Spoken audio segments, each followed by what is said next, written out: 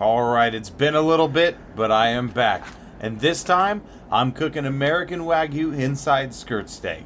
It's available now at my local supermarket, and yeah, that is pretty cool because it's a decent price, but it's got that beefy flavor, the American Black Angus, and that fatty richness to a degree that you would get with a Wagyu. So anyway, we're going to cross cut it there. We're going to increase our surface area and kind of, help tenderize it to some degree, but I really like to do it for these skirt steaks to increase the surface area when you throw your seasoning on there. You can kind of see it in a little bit of detail there. Anyway, I'm going to grab this Lawry's seasoned salt, one of my favorite ingredients, and just season it up, man. Get it all in the cracks and grooves and crevices and all that. We'll also be putting some black pepper on there. You can't really see it too well in this shot here, but we'll get it in there, flip it over, rinse and repeat, and then when we're done, we're going to just get whatever was on the board and wipe off the board with the steak. There we go. Now we get more seasoning in the mix. I'm not putting any garlic powder on this round because I'm going to be marinating this steak in an ingredient called shio-koji, or koji rice paste. And you can get that at a lot of Asian grocery stores, or particularly Japanese. It is a Japanese ingredient. And then this is the stuff I'm using today, and that's what I keep in the fridge. I'm sure there's other brands of it. That's just what I've been using with good success. So I'm going to spread it pretty heavily all over this, and that is going to brush it into the cracks and crevices there, and that is going to taste pretty good. This is pretty rich, so you don't need to go as heavy as I did today. You can. I like the flavor of it quite a bit, but I would, on your first round, maybe dial it back a little and see how much you like it. I saw in a Guga Foods video about they used this ingredient, and it was to make it taste more like a dry-aged steak. And I tried it out, and I can't necessarily speak to the dry aging stuff that they do on there, but this is turning out pretty good. So now I got some rice. We're going to take some Japanese koshihikari rice. We're going to pour it into a pan, and then I take a little bit of water and swish it all about. You want to get that starch layer off of the rice. I generally start with a smaller layer of rice and let the rice kind of abrasive action against itself, but then I'll rinse it off with quite a bit of water after that to really clean it up. Then we're going to take our rice, throw it in the pot, get some water in there, and I'm just going to season it up with just a little bit of that Lawry's seasoned salt. I kind of want to keep it pretty simple. I'm not putting any butter or oil in there. I just really want to keep it simple and let the steak do the talking for this round. Speaking of the steak, we're going back here now. It's been a few hours. I let that marinate in the fridge. I'm going to take this, all the juices have kind of sloshed around there, and we need to dry it off. So I'm going to take it, pull it into a plate. I'm still using this wooden preparation plate for raw meat, so I'm just rinsing it, wiping it off, throwing a paper towel on there, and then we're going to try and dry these bad boys up. So you can see a lot of that shio-koji is just kind of dripping off of it, so you can see why I would use two plates there. Then I'm going to come through. I'm going to use another paper towel to try and pat that stuff up. The actual koji rice, I kind of like to leave some of that behind, but it is a little bit slimy, so you're going to go through a few paper towels trying to really dry this thing off. Go through, pat it down, should be getting pretty close to being good, and then I add black pepper again. A lot of that marinade, it just ends up, despite our best efforts, it just ends up getting wiped away a lot of the time. So I'm going to add a fresh layer of black pepper, and then I like to press it down into the meat.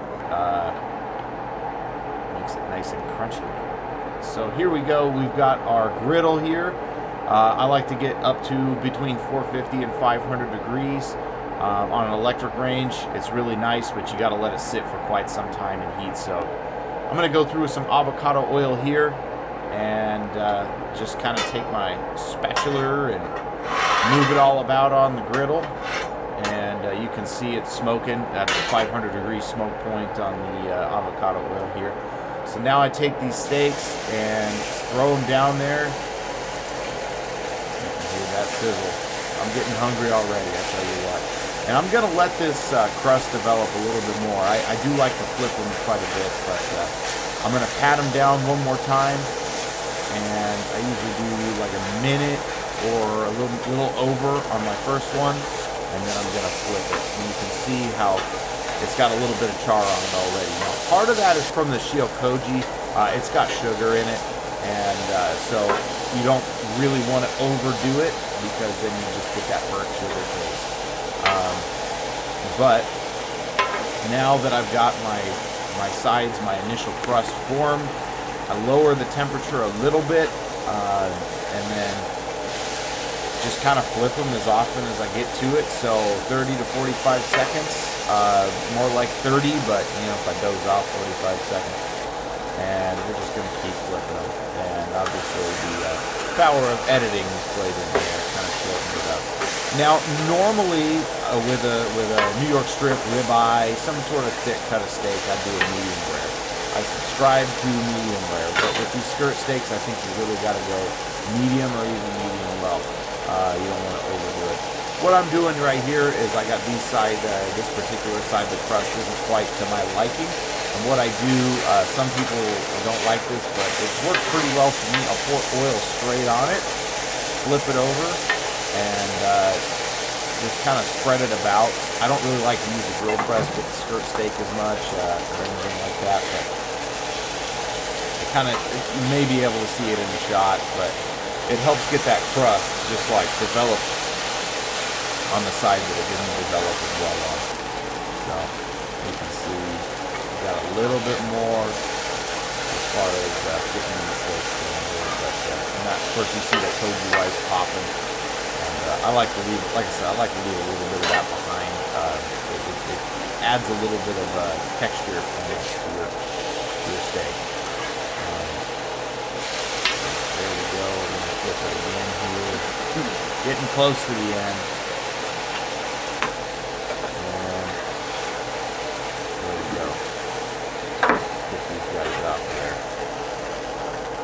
Let them rest. You don't want to cut them right away. You want to let them rest for 5 to 10 minutes.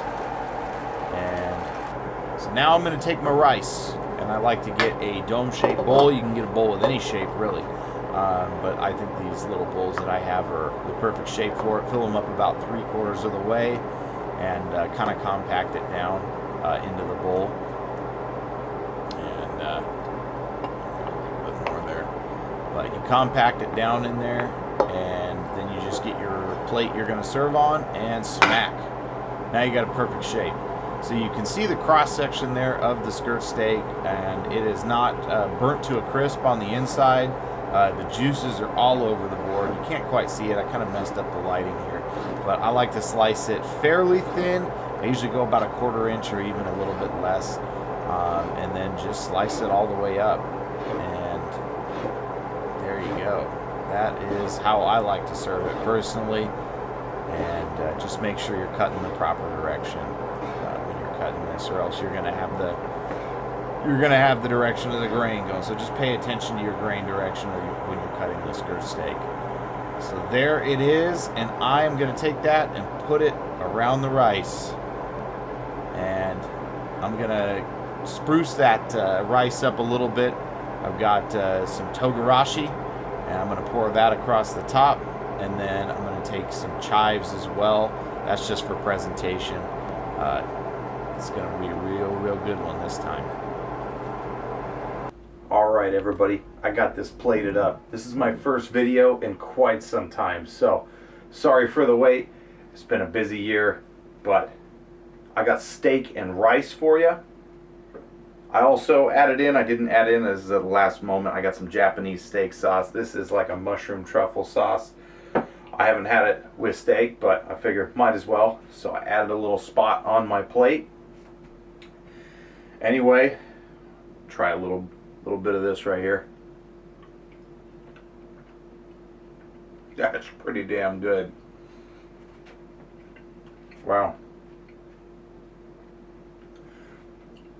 If you take my word for it, the rice is good too. I'm going to enjoy that at the table. It'll be a little cumbersome here with the fork, but this is what I'm having for dinner tonight.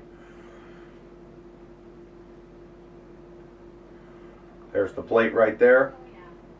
Anyway, thanks for watching. Appreciate you guys. More content coming soon. Skirt steak, rice, a little bit of steak sauce from Japan. Good stuff.